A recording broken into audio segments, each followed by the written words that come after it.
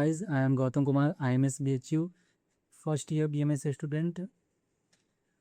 आज की वीडियो में हम जानने वाले हैं BMS होता क्या है और BMS डिग्री कैसे कैसे मिलती है या फिर उसमें एडमिशन कैसे होता है। BMS के बारे में हम पूरे डिटेल में जानने वाले हैं और आज की वीडियो में तो हम शुरू करते हैं। तो फर्स्ट ऑफ ऑल BMS होता क्या है। तो BMS का फुल फॉर्म है bachelor of Ayurvedic medicine and surgery, जिसमें एडमिशन नीट के थ्रू ही होता है।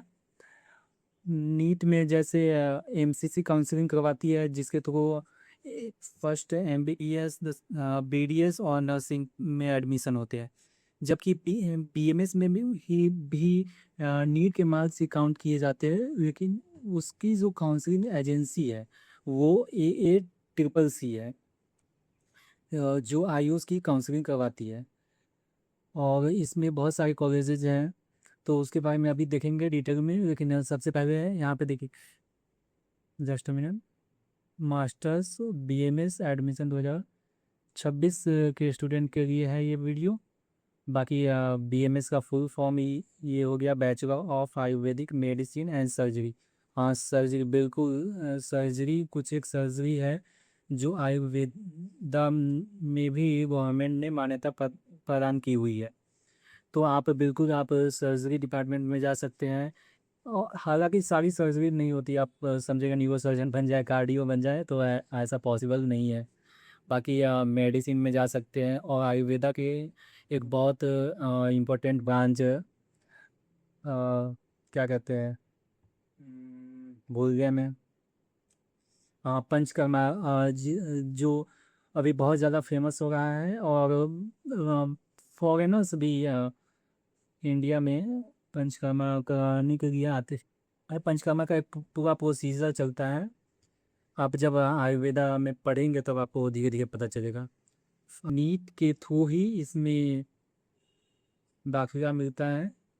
बाकी नीट के मार्क्स से ही काउंट किए जाते हैं। जहाँ पर MBBS लगभग ख़त्म हो जाता है 27-28 के करीब, वहाँ से फिर BMS में एडमिशन शुरू हो जाता है। जैसे बहुत सारे कॉलेजेस के काफ़ी हाई कट ऑफ जाते हैं BMS में भी। Next, what is Ayurveda. तो आयुर्वेदा क्या है। जनरली आप लोग जानते होंगे कि आयुर्वेदा बहुत पुराना ट्रेडिशनल मेडिकल सिस्टम है। इसका मेन पर्सपेक्टिव 3 वात पित्त और कफ पे आधारित होता है। इन तीनों के आधार पर ही हमारी बॉडी में ट्रीटमेंट किए जाते हैं। डाइट वगैरह या फिर जो भी मेडिसिन दिए जाते हैं, इन तीनों को मेंटेन करने के लिए ही दिए जाते हैं। पूरा मेडिकल सिस्टम इसी 3 वात पित्त और कफ के इर्द गिर्द ही घूमता रहता है। देन पंचकर्मा, यही detoxification and rejuvenation therapy, panchakarma हो गया। डाइट एंड लाइफ स्टाइल की बात करें तो प्रिवेंटिव हेल्थ केयर थ्रू दिनचर्या, यानी आपको डेली डेली क्या करना है क्या नहीं करना है, इन सारी चीज़ों के बारे में बता करके आपका इलाज किया जाता है, ट्रीटमेंट किया जाता है। नेक्स्ट, फुल फॉर्म अपन ने देख लिया, bachelor of Ayurvedic medicine and surgery. बाकी यह NCISM के द्वारा रिकॉग्नाइज है। Scope, integrated study of modern anatomy physio surgery with traditional Ayurvedic principle. Actually traditional नहीं, मॉडर्न भी आपको पढ़ाया जाता है यहाँ पे। सारे सब्जेक्ट का अच्छा से आयुर्वेदिक भी और मॉडर्न दोनों ही आपको इस कोर्स में पढ़ाए जाएंगे। और यदि आप सेंट्रल यूनिवर्सिटी के कॉलेजेस में हैं तो बहुत अच्छे से पढ़ाया जाता है। बाकी आगे चलते हैं। ड्यूरेशन की बात करें तो बिल्कुल MBBS की तरह ही 4.5 साल का एकेडमिक प्रोग्राम होता है और 1 साल की इंटर्नशिप, यानी टोटल आपको 5.5 ईयर्स लगने वाले हैं। और बात करें 4.5 साल की, तो इसमें 3 प्रॉफ होते हैं। डेढ़ साल के 3 प्रॉफ चलते हैं। पहला प्रॉफ 1.5 साल का चलेगा, फिर दूसरा 1.5 साल का, फिर तीसरा 1.5 साल का चलेगा। और उसमें अलग अलग सब्जेक्ट डिवाइड किए हुए हैं।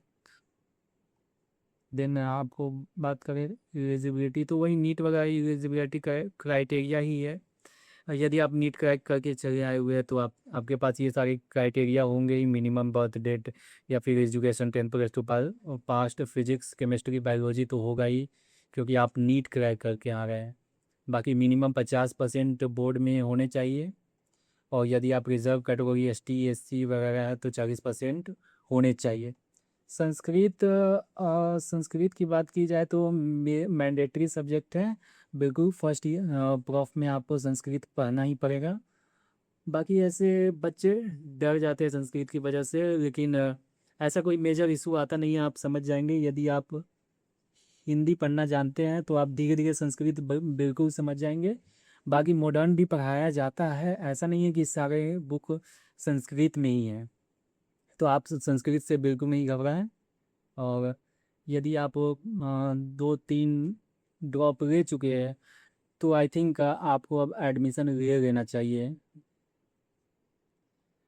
और नेक्स्ट ईयर आप तैयारी भी कर सकते हैं, लेकिन यदि आप BHU की बात करें तो फिर 3 लाख का बॉन्ड भी होता है यहाँ, तो फिर बॉन्ड वाले कॉलेजेस आप देख लिए। ऐसा जैसे NIS जयपुर में बॉन्ड अभी नहीं है, बाकी BHU में तो 3 लाख का बॉन्ड है। बाकी आप देख सकते हैं बॉन्ड वाले कॉलेजेस। यदि आप ड्रॉप भी लेना चाहते हैं, कॉलेज लेकर ड्रॉप लेना चाहते हैं, तो आप बॉन्ड ज़रूर देख लें कॉलेजेस का। वो आपको कैसे देखना है, वो ऊपर वाले आइकॉन पे जाकर देख सकते हैं आप। कॉलेज का डिटेल्स कैसे AICCC की वेबसाइट से आप देख सकते हैं। वहाँ पे सारे कॉलेजेस का जिन जिन कॉलेजेस में बॉन्ड हैं, वहाँ पे सारा डिटेल्स में दिया हुआ है, ऊपर वाले वीडियो पे आप ज़रूर देख लें। चलिए, तो फिर तो first one in NEET UG का एग्ज़ाम देना पड़ेगा, क्वालिफाई करना पड़ेगा, बिल्कुल क्वालिफाई करने के बाद ही एडमिशन होगा। देन आपको AICCC पे रजिस्ट्रेशन करना पड़ेगा, या फिर आप स्टेट का क्विज़ लेना चाहते हैं तो स्टेट का जो आपका वेबसाइट होगा आपके स्टेट का, वहाँ पे जा सकते हैं। बाकी आप सेंट्रल यूनिवर्सिटी या फिर स्टेट गवर्नमेंट का नहीं, बल्कि सेंट्रल का कॉलेजेस, या फिर 15% जो कोटा लगता है उसके थ्रू कॉलेजेस लेना चाहते हैं, तो आपको AICCC पे जाकर रजिस्ट्रेशन करना पड़ेगा। ये कब आएगा, तो ये MCC का वही सेकेंड राउंड तक चलता रहता है, तब इसका फॉर्म रिलीज हो जाता है AICCC के वेबसाइट पे। तो उस समय आप रजिस्ट्रेशन करेंगे, फिर आपको कॉलेज अलॉट हो जाएगा, तो फिर आप कॉलेज जाकर डॉक्यूमेंट्स वगैरह सबमिट करना पड़ेगा। देन आफ्टर चॉइस फिलिंग, बिल्कुल जब आप फॉर्म फिल कर रहे होंगे तो वहीं पे चॉइस फिलिंग का ऑप्शन भी आएगा। उसके बाद आपको सीट अलॉट हो जाएगा, फिर आपका डॉक्यूमेंट वेरिफिकेशन हो जाएगा। डॉक्यूमेंट वेरिफिकेशन होने के बाद आपको वहीं पे बता दिया जाएगा कि आपको कॉलेज कब से शुरू हो रहा है। जैसे हम लोगों का डॉक्यूमेंट वेरिफिकेशन, मैं अपनी बात करूँ, BHU की बात करूँ तो 7 सितंबर 2025 को हुआ था हम लोग का, और 7 अक्टूबर से यहाँ क्लासेज रेगुलर वे पे स्टार्ट हो गई थी। जबकि NCISM 1 नवंबर से क्लास चलाने के लिए कहा गया था, बट हम लोग का 7 अक्टूबर से स्टार्ट हो गया था। बाकी ऑफिशियली 1 नवंबर से NCISM के थ्रू कॉलेजेस में क्लासेस रेगुलर वे पे स्टार्ट हुई। बाकी नेक्स्ट बात करते हैं, कट ऑफ की बात की जाए तो ये थोड़ा सा गलत डाटा है। कट ऑफ कुछ कह नहीं सकते, मतलब आप मान लीजिए कि आप यदि OBC है तो वही आप मान के चले कि स्टार्टिंग वही 27-28 हज़ार से स्टूडेंट लेना शुरू कर देते हैं, वही 90 हज़ार 80-90 के बीच में OBC जनरल का कट ऑफ जाता है। बाकी ST SC है तो वही आप मान सकते हैं अ, दो 1.5-2 लाख तक आपको मिल जाएगा, आराम से मिल जाएगा BMS का कॉलेजेस। अगर सेंट्रल यूनिवर्सिटी लेना चाहते हैं तो बिल्कुल आपको ज़्यादा से ज़्यादा मार्क्स होने चाहिए। बाकी प्राइवेट कॉलेजेस तो छोड़ ही दीजिए, इसका कितने भी मार्क्स पर मिल जाते हैं, ये गलत डाटा है।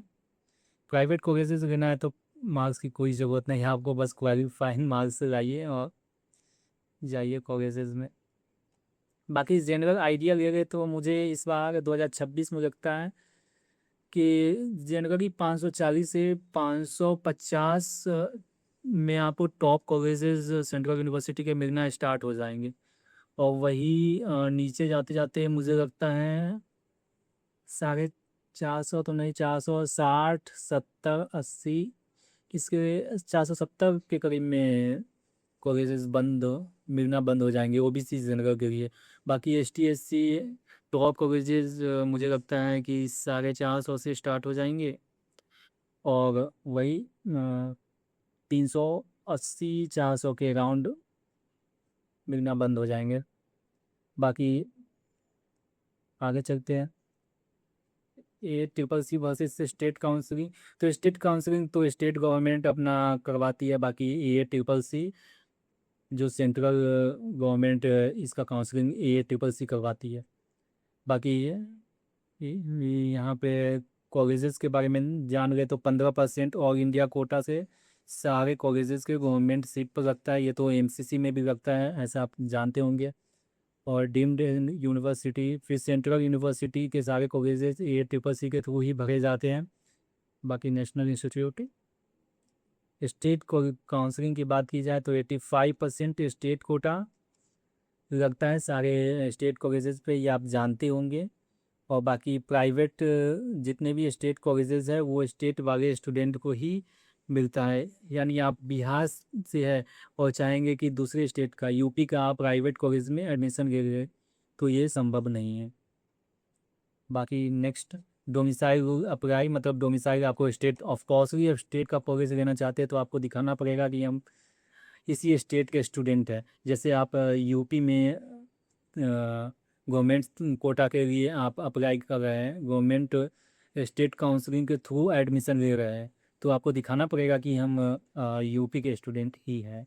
नेक्स्ट, बाकी फ़ी की बात की जाए तो जनरली गवर्नमेंट कॉलेजेस की फ़ी 15,000 से 90,000 के बीच में होती है। BHU की बात की जाए तो फर्स्ट ईयर का फर्स्ट प्रॉफ का वही 34,000 कुछ रुपीज़ था, और उसमें सारे इंक्लूडेड है, hostel charges, admission charges, library, gym team सब उसी में अटैच है। बाकी प्राइवेट कॉलेज की फ़ी 2.5 से 5 लाख के बीच में होती है। ये एक प्रॉफ का फ़ी है, ये एक प्रॉफ का फ़ी है।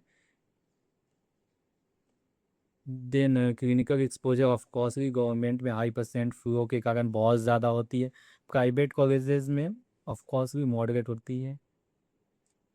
अच्छा, BMS प्राइवेट कॉलेज लेना चाहिए या नहीं लेना चाहिए, ये काफ़ी बड़ा डिसीजन होता है, लेकिन आप देख सकते हैं यदि आप अफोर्ड कर सकते हैं तो आप ले सकते हैं। बाकी वो आपके ऊपर डिपेंड करता है। इंफ्रास्ट्रक्चर की बात की जाए तो बिल्कुल गवर्नमेंट कॉलेज का इंफ्रास्ट्रक्चर तो बिल्कुल लो क्वालिटी का रहता ही है, एवरेज रहता है, लो क्वालिटी नहीं कर सकते, लेकिन ऑफ कोर्स भी पेशेंट फ्लो ज़्यादा है तो गवर्नमेंट ऑफ कोर्स भी। बाकी प्राइवेट कॉलेज ऑफ कोर्स भी लग्जरी बनाया रहता है, एडमिशन हाई रैंक पे होता है, बिल्कुल हाई रैंक पे होता है, यहाँ लोअर मॉडरेट रैंक पर भी हो जाता है। इवन BMS में आराम से 200 220 30 पे आराम से एडमिशन हो जाएगा आपका प्राइवेट कॉलेजेस में। बाकी टॉप BMS इंस्टीट्यूट की बात की जाए तो ऑफ पॉस्ली institute of medical science BHU, जिसमें मैं पढ़ता हूँ, टॉप इंस्टीट्यूट है। मेरा रैंक वही 30,296 आया था 2025 में, और मुझे फर्स्ट राउंड में BMS BHU से अलॉट हो गया था, और मेरा फर्स्ट प्रेफरेंस BHU ही था ड्यू टू लोकेशन वाइज, ये मेरे घर से काफ़ी नज़दीक पड़ता है। बाकी जयपुर जाने के लिए मुझे काफ़ी ट्रैवल करना पड़ता, और ट्रैवलिंग मुझे बिल्कुल भी पसंद नहीं है, इसीलिए मैंने BHU लोकेशन के लिए, और अच्छी सिटी है इसीलिए मैंने BHU प्रेफर किया था। बाकी NIA में भी शायद जा सकता था, लेकिन लोकेशन, मुझे ट्रैवलिंग बिल्कुल भी पसंद नहीं है, पहले ही मैंने बताया, इसीलिए मैंने बिल्कुल भी NIA के ऊपर जो नहीं रखा था। बाकी एक NIA पंचकुला खुला है हरियाणा में, नया कॉलेज है, आप लोग उसे प्रेफरेंस में डाल सकते हैं, लेकिन आपको पहले ये टॉप कॉलेजेस डाल देने हैं, फिर NIA पंचकुला, नया कॉलेज है इसलिए थोड़ा सा आप नीचे करें, लेकिन इतना भी नीचे ना करें, अगर आप प्रेफरेंस भर रहे हैं तो NIA पंचकुला को वही सेंट्रल यूनिवर्सिटी टॉप 4-5 जो है उन्हें डालने के बाद फिर NIA पंचकुला को भी डाल दे। जैसे टॉप की बात करें तो BHU ले सकते हैं, जयपुर ले सकते हैं, ITR जामनगर है एक, फिर आप नेहा शिलोंग जा सकते हैं यदि आप मेघालय जाना चाहते हैं तो, और NIA पंचकुला हो ही गया। फिर अय्या गोवा है एक, वो भी हाल फिलहाल में खुला है। नेक्स्ट अय्या की बात की जाए, न्यू दिल्ली की बात की जाए तो इसमें अभी UG सीट अवेलेबल नहीं है। अभी अवेलेबल नहीं है, PG में ही एडमिशन होता है, तो इस कॉलेज में आप UG में एडमिशन नहीं ले सकते हैं। बाकी एक दो और टॉप कॉलेजेज है, AUTC दिल्ली, और एक है चंद्र कुछ करके कॉलेज है, दिल्ली में ही है, लेकिन उसका फ़ी काफ़ी हाई है, 1 लाख प्लस है। अगर आप जाना चाहते हैं तो जा सकते हैं, काफ़ी अच्छा कॉलेज है, लेकिन फ़ी वाइज थोड़ा सा हाई फ़ी के कारण थोड़ा सा बजट से ऊपर जा सकता है, बट ठीक है, अच्छा कॉलेज है। बाकी प्राइवेट कॉलेज को मैं बिल्कुल भी रिकमेंड नहीं करूँगा कि आप प्राइवेट कॉलेज से BMS करें। नेक्स्ट फर्स्ट ईयर में वही, इसमें काफ़ी कम सब्जेक्ट दिया हुआ है, जैसे क्रिया शरीर, रचना शरीर, पदार्थ विज्ञान, संस्कृत, और संहिता आ जाएगा आपका फर्स्ट ईयर में, संहिता। देन आफ्टर और क्या आ जाएगा, क्रिया हो गया, रचना हो गया, पदार्थ हो गया, संस्कृत हो गया, संहिता हो गया। संहिता में ही चरक और अष्टांग दोनों आ जाएंगे, चरक भी आ जाएगा और अष्टांग हृदय भी आ जाएगा। बाकी सेकेंड ईयर का सब्जेक्ट और थर्ड ईयर का सब्जेक्ट है, इसमें एक दो छूटे हुए हैं जो आप गूगल पे जाकर सर्च कर सकते हैं, कौन कौन सब्जेक्ट होते हैं आपको पता चल जाएगा। देन आफ्टर नेक्स्ट बात करते हैं इंटर्नशिप की बात करते हैं, तो आपको वही इंटर्नशिप में कुछ पैसे मिलते हैं 1 साल तक, 15 से 30 हज़ार, वेरीज बाई स्टेट। बाकी 30 हज़ार से ऊपर भी है, जैसे BHU में आपको वही 34-35 हज़ार के करीब मिलते हैं। बाकी स्टेट गवर्नमेंट में कम भी है, 15 हज़ार भी है, 10 हज़ार भी है। कॉलेज वाइज डिपेंड करता है ये कितने स्टाइपेंड मिलेंगे। बाकी आप PG ऑप्शंस के बारे में बात कर लेते हैं, MD या MS आप कर सकते हैं। यहाँ भी सर्जरी का ऑप्शन है, मैंने पहले ही बताया था। आप मेडिकल ऑफिसर बन सकते हैं, रिसर्च कर सकते हैं, बाद में MBA कर सकते हैं, रिसर्च। बाकी MBA क्या होता है, मैनेजमेंट के लिए, हॉस्पिटल मैनेजमेंट के लिए कोर्स होता है जो आप BMS के बाद कर सकते हैं। जनरली लोग MD या MS करना प्रेफर करते हैं। इसमें भी हाई डिमांडिंग ब्रांचेज जैसे काय चिकित्सा या फिर पंचकर्मा हो गए, सर्जरी भी काफ़ी हाई डिमांडिंग ब्रांच है। और PG के लिए आपको एक एग्ज़ाम भी क्रैक करना पड़ता है, AIE-PGET का एग्ज़ाम होता है जो आपको क्रैक करना पड़ता है। जनरली आप यदि सेंट्रल यूनिवर्सिटी की बात करें तो वहाँ पे 50% कोटा लगता है PG सीटों पर, इसीलिए लोग सेंट्रल यूनिवर्सिटी में जाना ज़्यादा प्रेफर करते हैं। यानी जितने भी PG की सीटें हैं, जैसे BHU की बात करें तो 50% कोटा लग रहा है, और बहुत सारे कॉलेज में 25% भी है शायद, मुझे जहाँ तक पता है।